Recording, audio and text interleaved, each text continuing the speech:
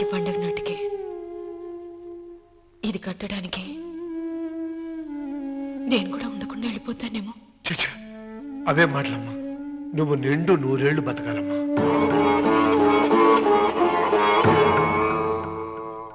పదిహేను రోజులు కూడా పిల్లలు లేకుండా బతకలేకపోతున్నదని 100 ఏళ్ళు ఎలా బ్రతకలన్నయ్య?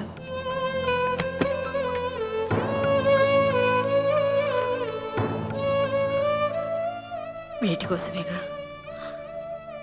మా పిల్లలు ఇద్దరిని ఇంట్లోంచి వెళ్ళగొట్టారు. నేను చనిపోయాక మా ఇద్దరు కోడలికి సమానంగా పంచిపెట్టమని చెప్పు. ఇప్పుడు ఎందుకమ్మా అదంతా? అసలే నీ ఆరోగ్యం బాగలేదు. నన్నెప్పుడూ నిండు ముత్తైదుగా చూడాలనేది ఆయన కోరిక. పోయే ముందు ఒక్కసారి నిండుగా అలంకరించుకోవాలని ఉందన్నయ్య.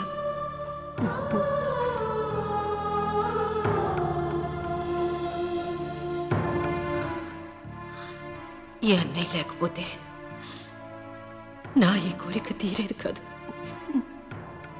నీ చేతులతో అలంకరించన్నయ్య.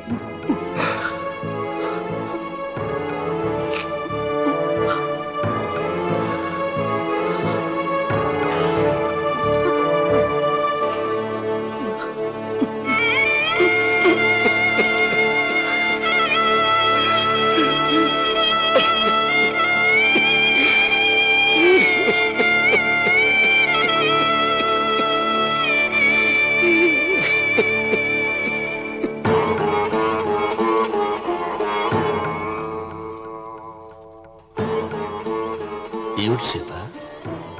వడ్డానం పట్టట్లేదు, సరిగ్గా పెట్టండి. పేరంటానికా? భర్త ముందు అలంకరించుకుని కూర్చోవడం కంటే ఆడదానికి వేరే పేరంటే ఉంటుంది చెప్పండి.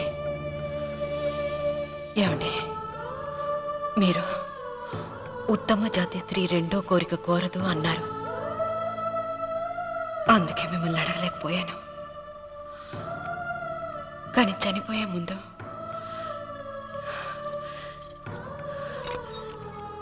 నీ ఆఖరి కోరిక ఏమిటి అని అడుగుతారు.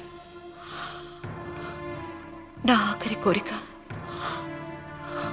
ఆ శివలింగాన్ని తీసుకొచ్చి ఇంటి ముందు ప్రతిష్ఠించండి. సీత, పళ్ళు గట్టిగా ఉంటాయని, నాలుక మెత్తగా ఉంటుందని మనం పళ్ళకే ఎక్కువ విలువనిస్తాం. వయసు పైన పడుతుంటే ఒక్కొక్క పన్ను రాలిపోతుంది. వయసు పెరుగుతున్న కొద్దీ ఒక్కొక్క బిడ్డ దూరం అయిపోతాడు.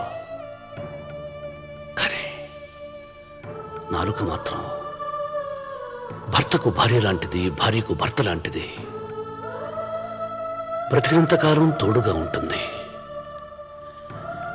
బిడ్డలు దూరం అయిపోయారని ఏదోదో మాట్లాడుతున్నా. సీత, నా మీద కోపం వచ్చిందా?